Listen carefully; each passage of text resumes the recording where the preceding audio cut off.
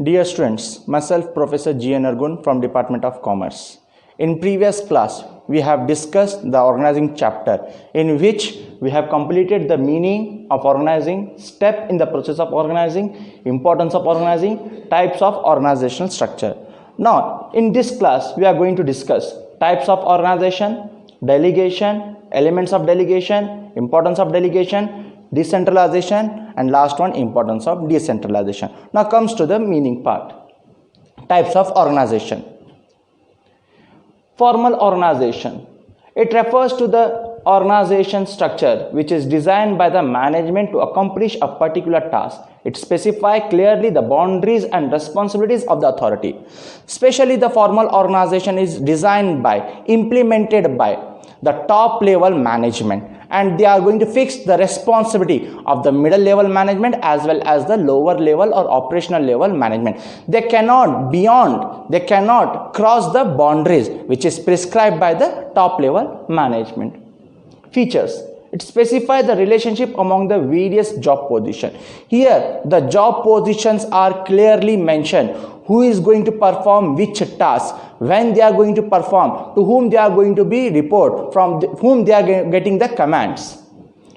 Second one, it lays down the rules and procedure essential for the achievement. To achieve the organizational goal, the rules and regulation prescribed by the top level management with the help of formal organization.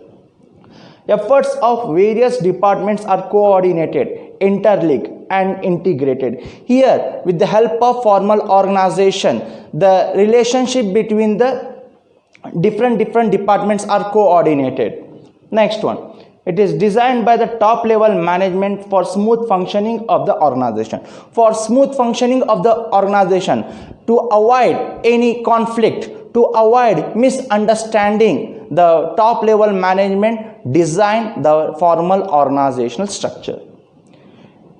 It places more emphasis on works to be performed rather than interpersonal relationship. In case of formal organization, we give more importance to be works to be performed. What are the works to be performed? We have to give importance rather than our personal relationship. Now next one, advantages of formal organization. It is easier to fix the responsibility. With the help of formal organization, we can fix the responsibility to different levels of management. Either it may be middle level of management or it may be a lower level or operational level management. There is no misunderstanding as duties are specified. In case of formal organization, we are going to specify the responsibility. Which worker is going to perform which task. Here there will be no confusion, there will be no misunderstanding. Next one, unity of command is maintained through the established chain. Here, employees, the workers are getting unity of command. It means only one person is going to give the command. There will be no confusion because they are going to maintain the chain. Next, it leads to accomplishment of goals by providing a framework of operation.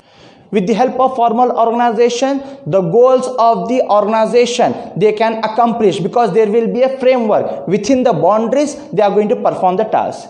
It provides the stability to the organization. Here, with the help of formal organization, there will be stability. The organization will be in stable condition. Next one, limitation. It may lead to procedural delay as the established chain of command has to be followed. With the help of formal organization, we have to wait for the command from the top level management. Unless and until there will be no command, the implementation, the progress is not possible. It means we have to wait. Next, it does not allow any deviation from rigidity based on the policies. They cannot make any changes, they cannot make any alteration according to the situation because already rules and policies are prescribed, and such rules, such policies they has to follow. It is difficult to understand all human relationship in an enterprise. In a formal organization, all the relationships are prescribed from one to another, from one to next one. It means it is difficult to understand all the chain. Next part, informal organization. Interaction among the people at workplace give rise to a network of social relationship. among the employees called the informal organization. Informal organization has no written rules and does not have any fixed line of communication. Here we can say it is free flow, because in informal organization there is no chain, there is no boundaries, there is no rules, there is no regulation. Within the organization they can communicate, they can interact and comes to the decision. The features of informal organization: it originates from within the formal organization as a result of personal interaction.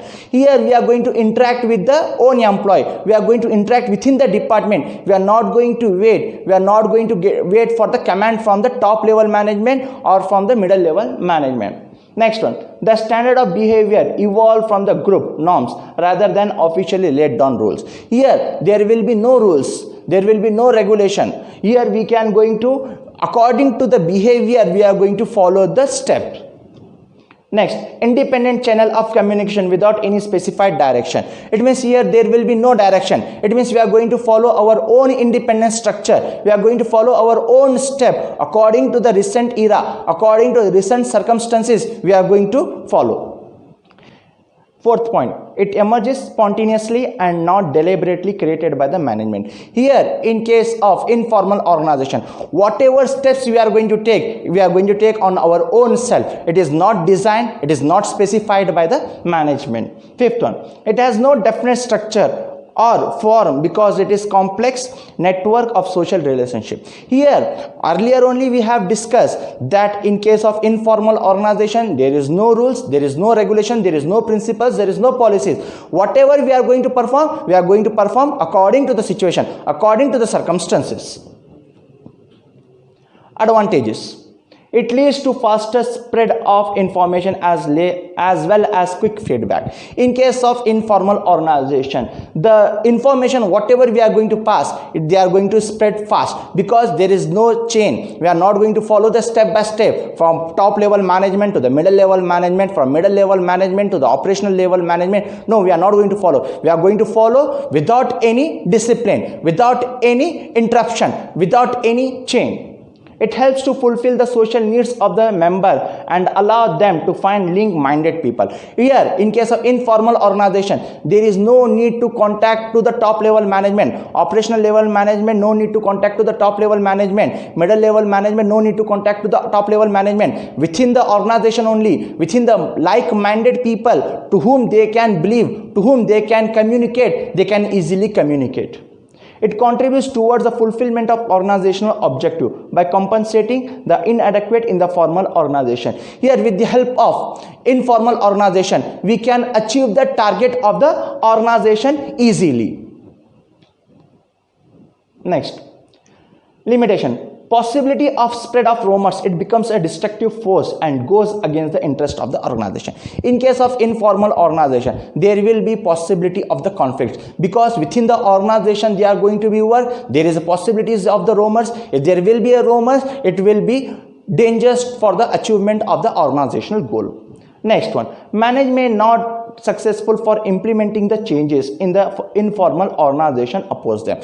In case of informal organization, management cannot bring the changes because whatever they are going to be performed, whatever, either it may be a top level management, either it may be a middle level management or it may be a lower level management, they are going to perform according to the circumstances. Whatever they are going to be behave, whatever they are going to take the steps, it is according to the situation.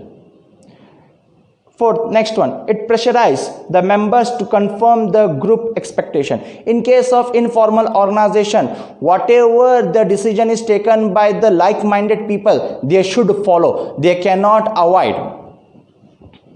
Now, delegation.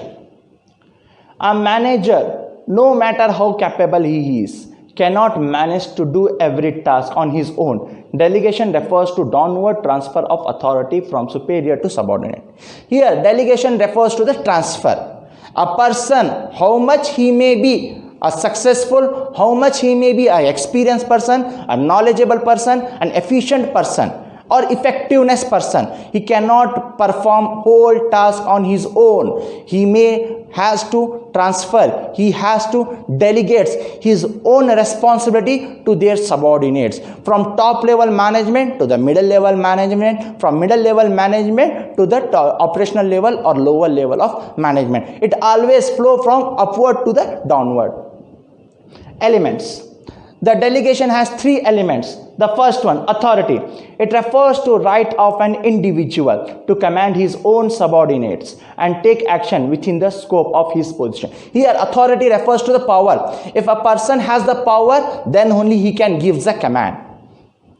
Responsibility. Responsibility is the obligation of the subordinates to properly perform the assigned duties. Thus, responsibility flow upward. Here, when you have command, when you got the command, it means you have to perform your duties, you have to perform your responsibility. And last one, accountability. It implies being answerable for the outcome. Once authority has been delegated and responsibility is accepted, one cannot deny the accountability. Accountability refers to the answerable. Once you have commanded, and after command you are going to perform your duties, after you are going to perform your responsibility, after performing you are answerable. What you have performed, for that you have to be answerable. Now, importance of delegation.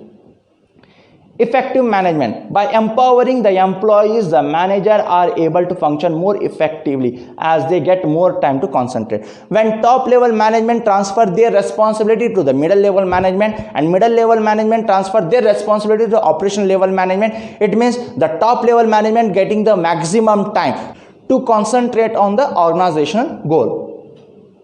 Employee development. As a result of delegation, employees get more opportunities, their talent, and this may get rise to the latent ability in them. It makes them better leader and decision maker. With the help of delegation, when top level management gives their own responsibility to the middle level management, it means middle level management are able to perform the duties of the top level management. When middle level management delegates their own responsibility, their duties to the operational level management, then operational level management are able to perform the duties of the middle level management. By this, all the levels of employee are become perfect. All the levels of employee can perform their task. Motivation of employee. It helps in developing the talent of the employee. It has also psychological benefits. Responsibility of the work builds the self-esteem of an employee and improves his confidence. With the help of delegation, the employee can build his own confidence. The employee can become a more motivative, because if operational level employee is performing the top level management duties or operational level employees are performing the middle level operation duties, it means they are able to get knowledge of the top level management as well as the middle level management. Basis of the management hierarchy. Delegation of authority establish superior subordinate relationship, which are the basis of the hierarchy of the management. Here, in case of delegation, always responsibility flow from upward to the downward. It means there will be a hierarchy from A to B, from B to C. With the help of that, the superior and subordinate relationship are going to be built. Better coordination. The three elements of delegation helps to define the power, duties and answerability related to the various positions in an organization. As already we have discussed, there are three elements of delegation. Which are those? The first one is authority, the giving the command. Next one is responsibility, performing the duties. And the last one is answerability. All these three coordination will give rise to the goal of the organization. Now, next topic is centralization and decentralization. Centralization. Those organizations in which decision-making authorities lies with the top management are termed as a centralization organization. Here, when decision-making authority only taken by the top level management, there will be no disturbance from the operational level management or no disturbance from the middle level management. Whatever decision taken by the top level management, whatever decision taken by the only once, then it is called as an centralization. Next one, decentralization. Decentralization explains the manner in which decision making responsibility is divided among the hierarchical level. Here, the top level management, middle level management, and operational level management, all three levels of management can take their own decision according to the circumstances, according to the situations, and according to the requirement. They can take their own decisions. Importance of decentralization. Develop initiative among the subordinates. Decentralization helps to promote self-reliance and confidence among the subordinates. With the help of decentralization, the subordinates can become motivated. The subordinates can become more powerful because they know their ability, and with the help of those abilities, they can build their own confidence. Next one, develop managerial talent for the future. Decentralization gives them a chance to prove their ability and create reservoir of qualified manpower who can be considered to fill up more challenging position through the promotion. With the help of decentralization, there will be possibility of the promotion because the employees are getting chance. Employees are getting chance to prove themselves. If they have proved themselves positively, then there will be possibility of the promotion. Next one. Quick decision making. In a decentralized organization, decisions are taken at a level which are nearest to the points of action, and there is no requirement from approval from many levels. The process is much faster. In case of decentralization, there is no need to wait from the order. There is no need to wait from the decision from the top level management or from the operational level management or from the middle level management. They can take their own decision by the nearest point of the work action. Relief to the top management. Decentralization also leaves the top management with more time which they can devote to important policy decisions rather than occupying their time with both policy as well as operational decision. Here, with the help of decentralization, top management need not to waste their time on the middle level management as well as for the lower level of management, because their own level they can take their own decision. It means the top level management getting the maximum time, which time they can use for the betterment of the organizational goal. Better control. It makes possible to evaluate performance at each level, and the department can individually head accountable for their result. With the help of decentralization, they can take their own decision and they are accountable for their duties. It means whatever they have performed, they are answerable. Here I am going to conclude this session, and here organization chapter is completed. If you have any doubts, you can contact on our WhatsApp number. Thank you.